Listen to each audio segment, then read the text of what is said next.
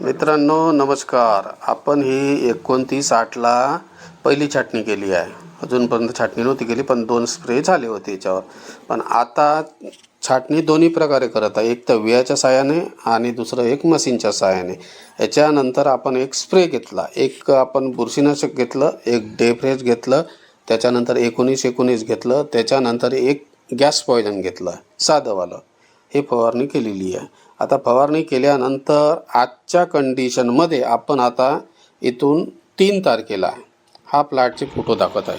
पहा आता तुम्ही, आता हे फुटवे आहे. म्हणजे आज 5 दिवस झाले. 5 दिवसानंतर फुटव्याची संख्या किती वाढत आहे आता पहा. आता एक हिला पहा आता, 1 2 3 4 5 6 7 8 9 10 11 12 आणि त्याच्यानंतर पुन्हा अजून 2-3 वरत आहे. म्हणजे 14 ते 15 फुटवे एका दमात येत आहे याला.